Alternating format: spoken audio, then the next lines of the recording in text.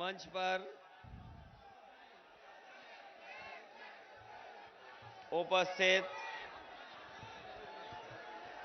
Samajwadi party के पूर्व विधायक और जिले के चुनाव के प्रभारी राम कुमार निषाद जी, मंच पर उपस्थित समाजवादी पार्टी के जिलाध्यक्ष धर्मेंद्र, यहाँ पर उपस्थित पूर्व सांसद अनु टंडन जी, एमएलसी सुनील सिंह साजन जी,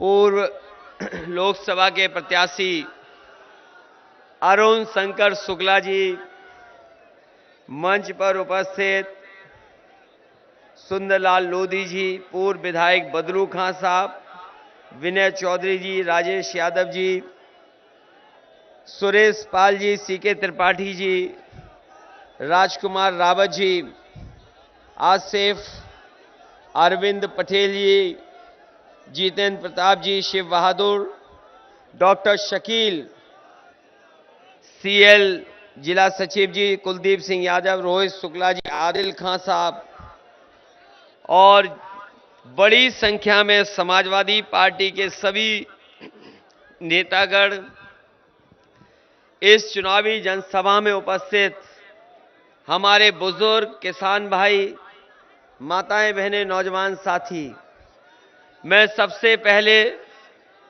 इस सभा में उपस्थित आप सबका बहुत बहुत धन्यवाद और आभार प्रकट करता हूं।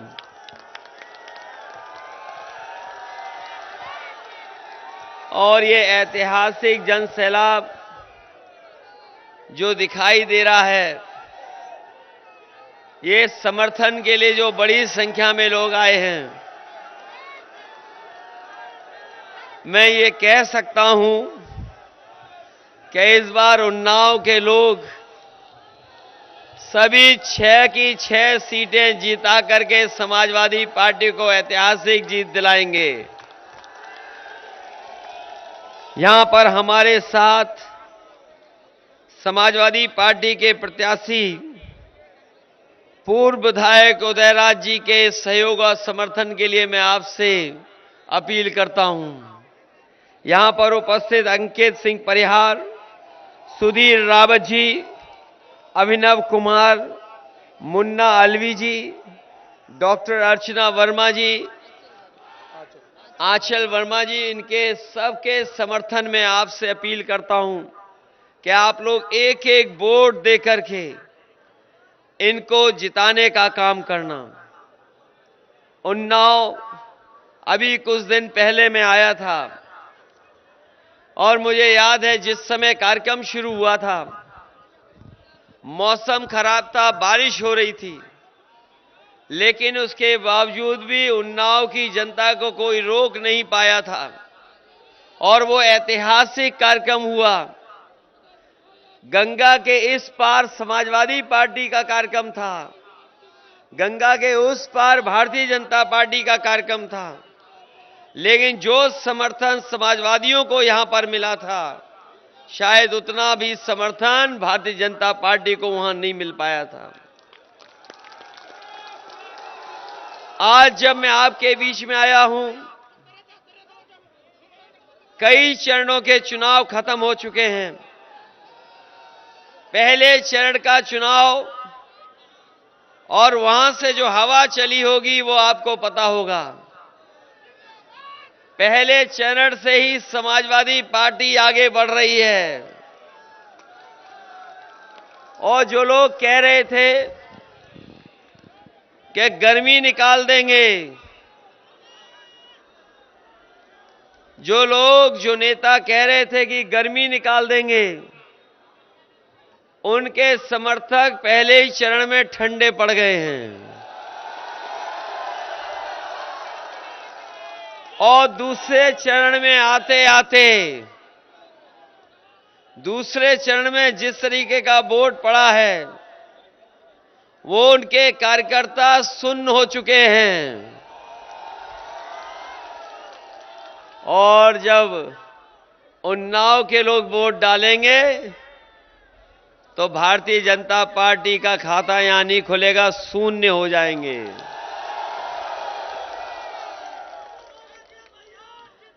इनके नेताओं के भाषण सुने होंगे आपने।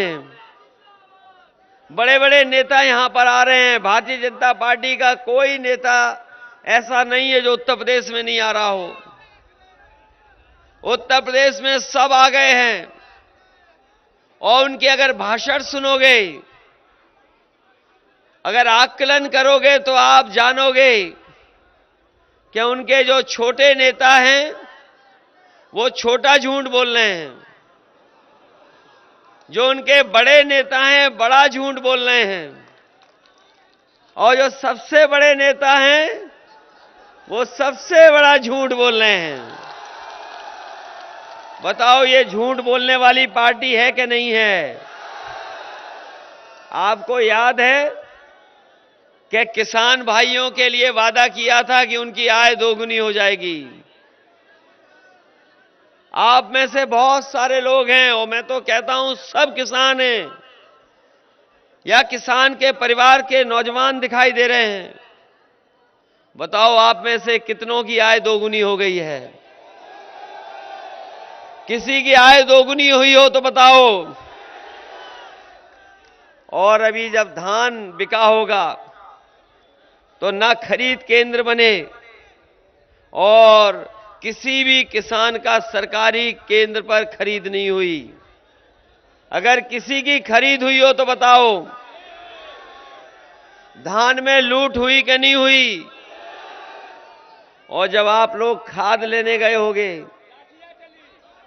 पहले तो खाद मिली नहीं, और अगर मिल भी गई खाद तो घर में आकर के देखा होगा 5 किलो की चोरी हो गई कि नहीं हो गई। डीएपी नहीं मिली, कीटनाशक दवाइयों से लेकर के हर चीज महंगी हो गई है। और ये डबल इंजन की सरकार,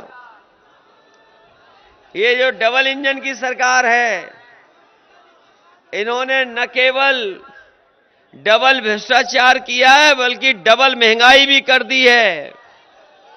बताओ महंगाई डबल हो गई कि नहीं हो गई? ये वही भारतीय जनता पार्टी के लोग हैं जो कहते थे हवाई चप्पल में चलने वाला हवाई जहाज में चलेगा। और जब से ये सरकार में आए हैं, आज गरीब अपनी गाड़ी नहीं चला पा रहा है, नौजवान अपनी मोटरसाइकिल नहीं चला पा रहा है। डीजल पेट्रोल महंगा हो गया, और पेट्रोल तो 100 के पार हो गया होगा, और नहीं हुआ होगा तो बीजेपी जीत जाएगी तो 200 पार कर देगी। इसलिए सावधान रहिए इनसे, सावधान सावधान रहिए इनसे। जब इन्हें कुछ समझ में नहीं आ रहा है, बहकी बहकी बातें कर रहे हैं। कल आपने मुख्यमंत्री जी का भाषण सुना था कि नहीं सुन पाया? और जो सुन नहीं पाया वो सुनना मत। और जिन्होंने देखा होगा उनका चेहरा, हमारे पत्रकार साथियों ने तो देखा होगा उनका चेहरा, बताओ उनके चेहरे पे 12 बज गए कि नहीं बज गए? और इधर जानवर घूम रहे हैं, तार लगाने पड़ रहे हैं, खेतों की रखवाली करनी पड़ रही है, फसल की रखवाली, रात भर जगना पड़ रहा है। और हमारे बाबा मुख्यमंत्री जी का प्रिय जानवर लोगों को टक्कर मार करके जान ले रहा है। बताओ सांड खुले घूम रहे हैं कि नहीं घूम रहे? समाजवादी पार्टी ने कहा है कि सांड की टक्कर से अगर किसी की जान गई होगी तो उसे सरकार की तरफ से 5 लाख रुपए की मदद करने का काम करेंगे।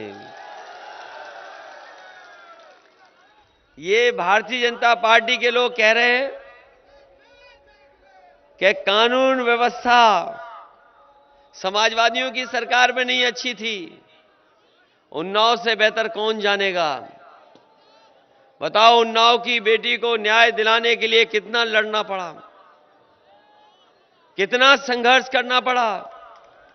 और याद कीजिए, अगर आत्मदाह करने नहीं जाती उसकी बहन तो शायद एफआईआर दर्ज नहीं होती।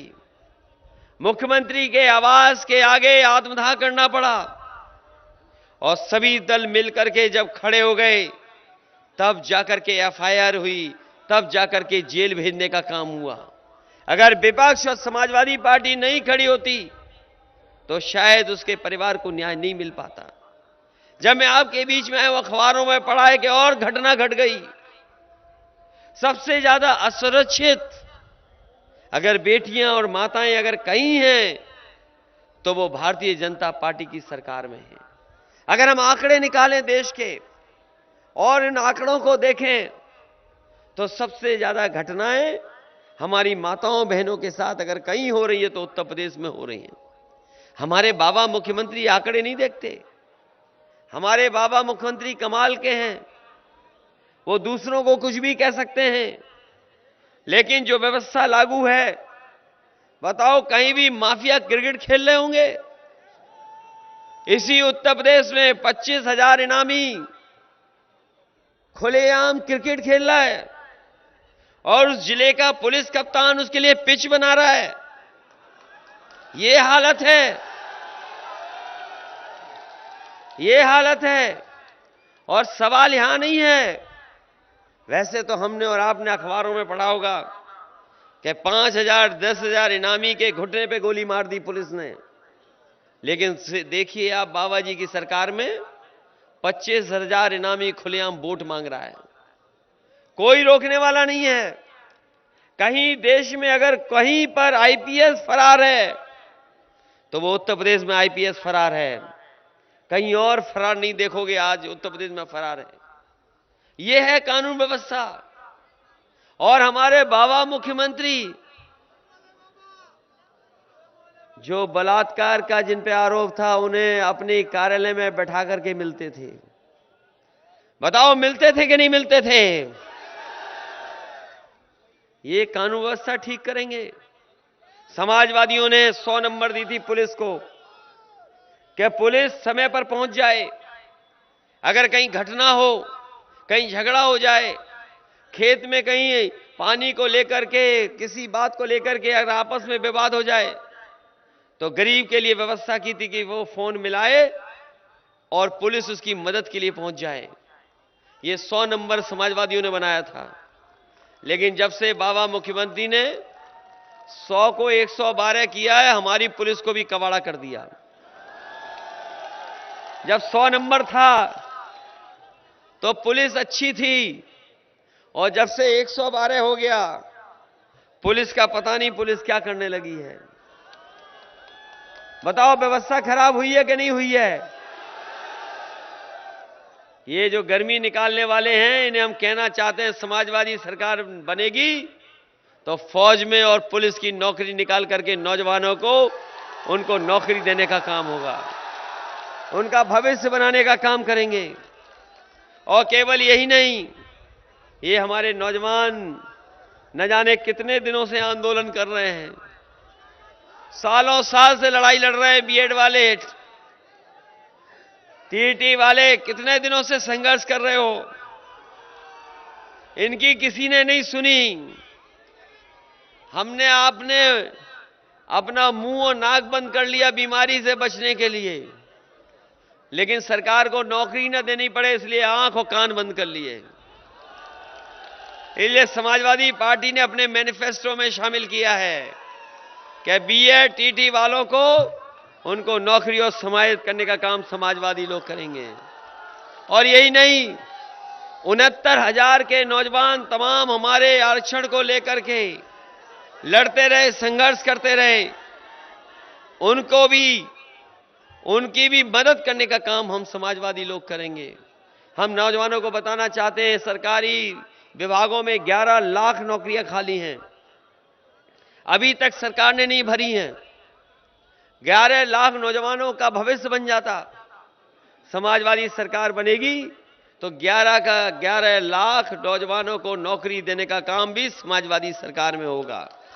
इधर चीजें बदली हैं और चीजें बदलते हुए कारोबार करने का तरीका बदला है। समाजवादी सरकार थी तो बड़े बड़ी इंस्टीट्यूशंस जो ट्रेनिंग कराती हैं आईटी के सेक्टर में, जो आज के समय पर जरूरत है, उसमें भी अगर हमें आईटी के क्षेत्र में, क्योंकि आज कारोबार कंप्यूटर से भी होने लगा है, मोबाइल से भी बहुत सारी जानकारी हासिल हो जाती हैं। कई शहरों में खाने से लेकर के और सामान मंगाने की भी व्यवस्था वहां से है।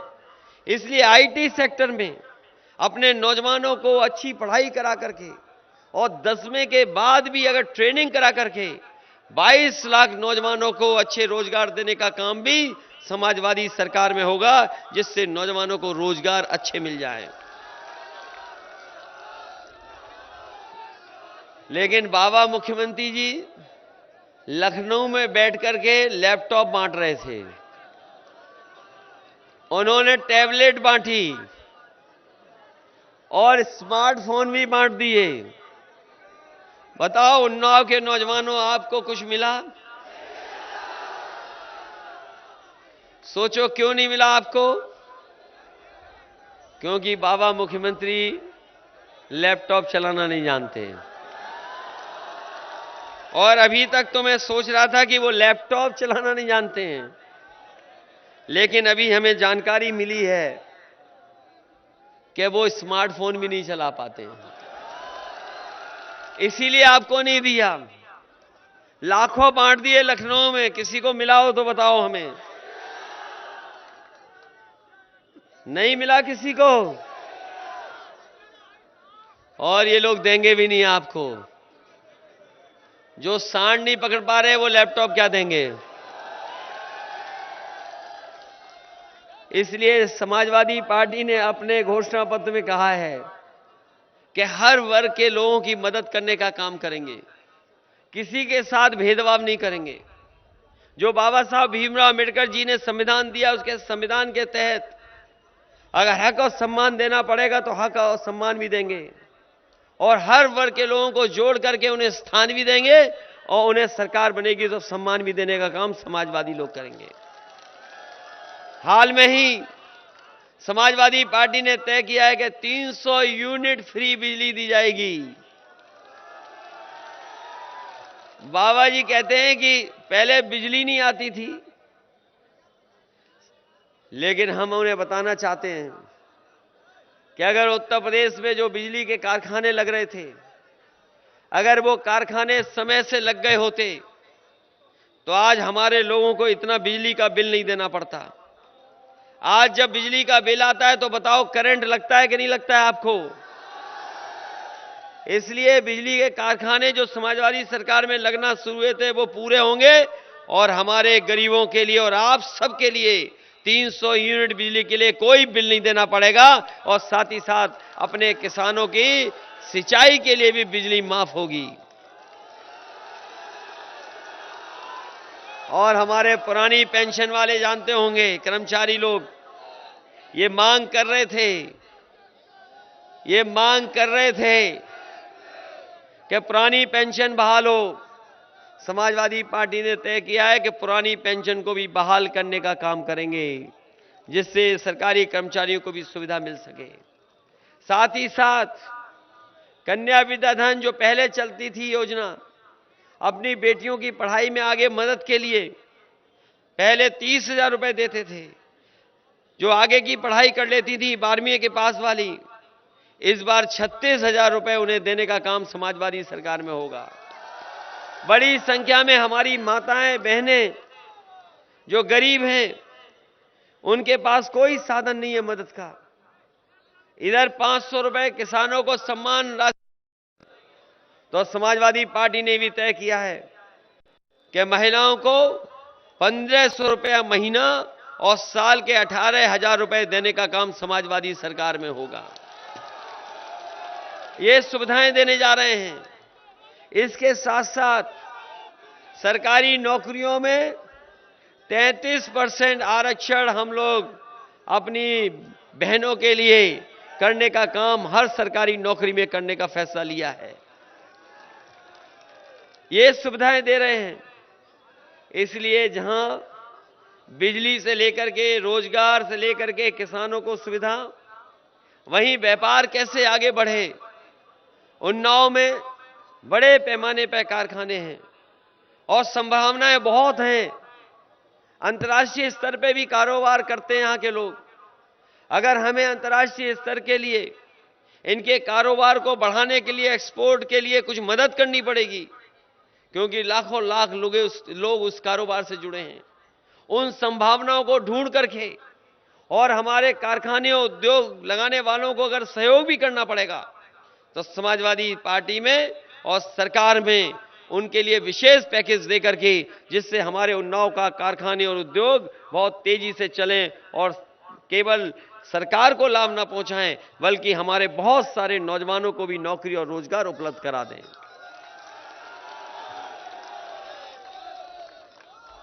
इसलिए उन्नाव के साथियों, हम लोगों ने कई चुनाव देखे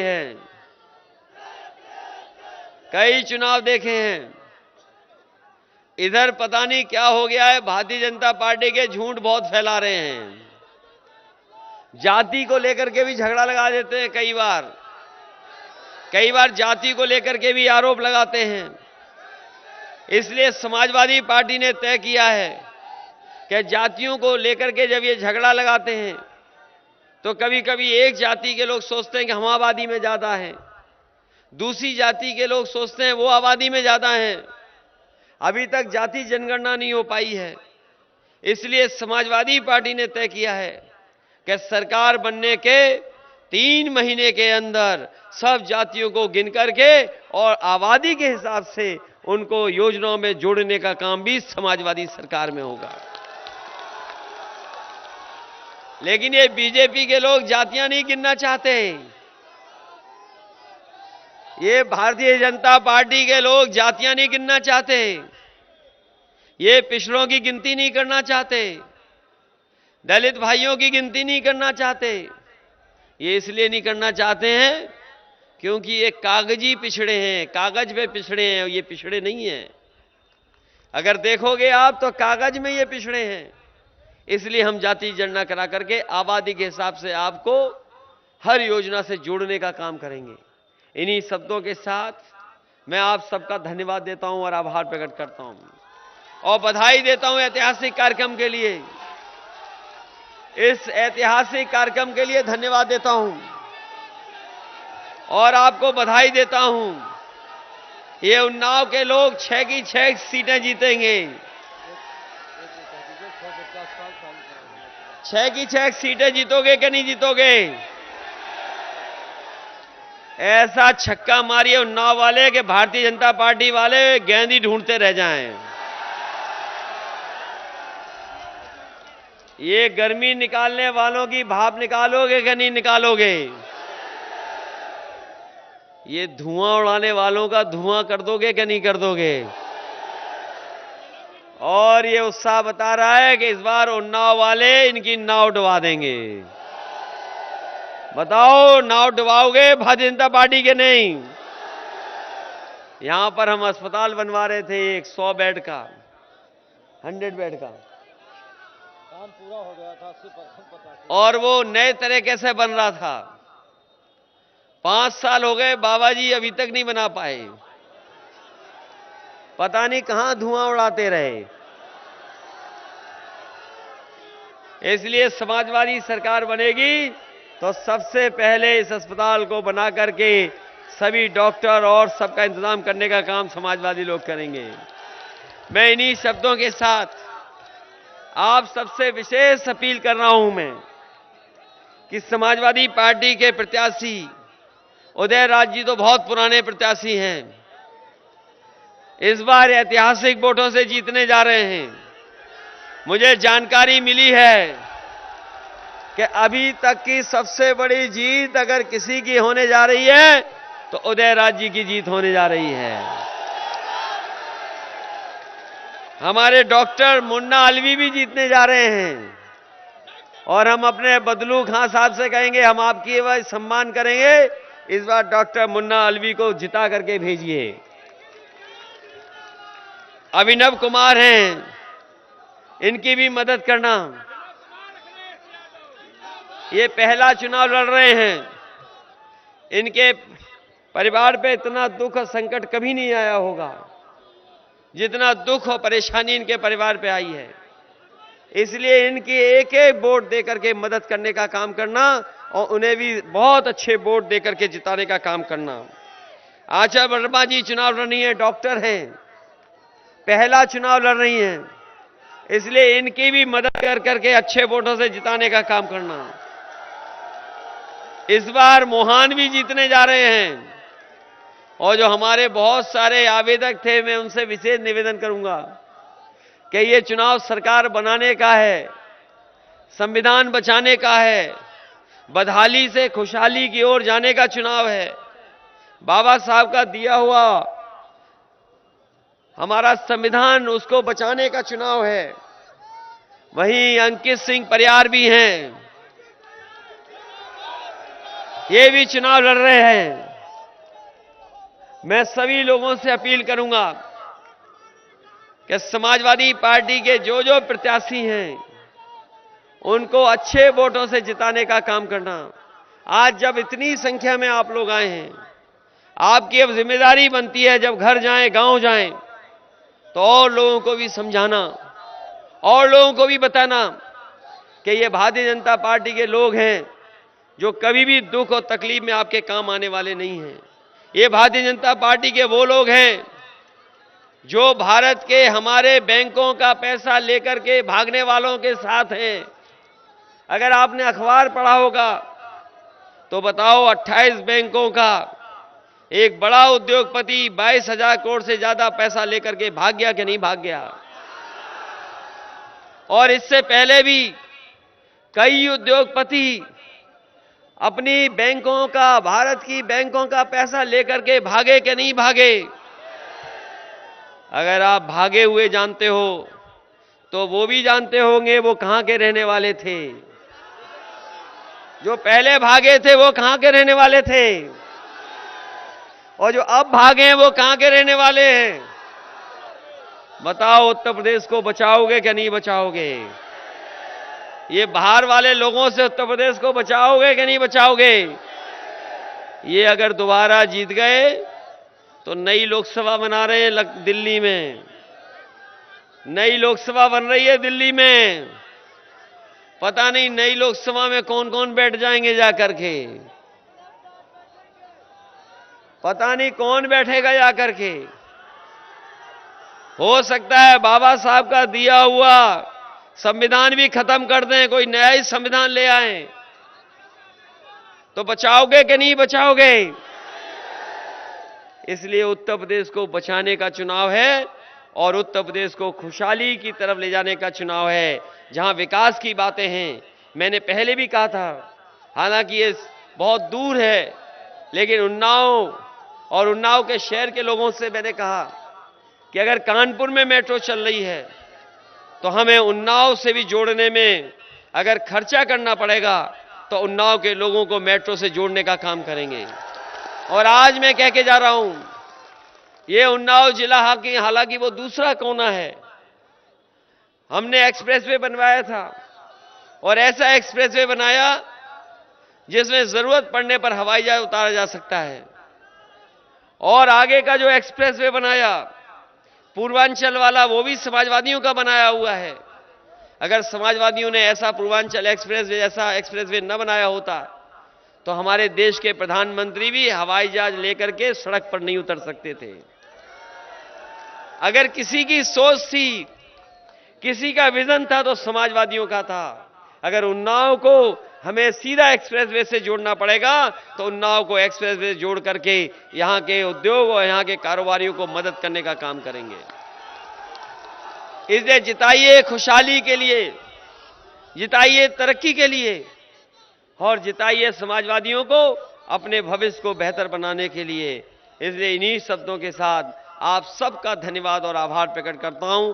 और इस कार्यक्रम के लिए, इस सफल कार्यक्रम के लिए मैं बहुत बहुत बधाई। टीएटी वालों, तुम्हारा होगा, पूरी मदद होगी। सरकार बनाइए, आपको मौका मिलेगा। ये सरकार तो क्वेश्चन पेपर आउट करती है, क्वेश्चन पेपर लीक करती है, परीक्षा रद्द करती है। समाजवादी सरकार आएगी तो कोई परीक्षा रद्द नहीं होगी। हम नौजवानों को नौकरी और रोजगार देने का काम करेंगे। बहुत बहुत धन्यवाद आप सब।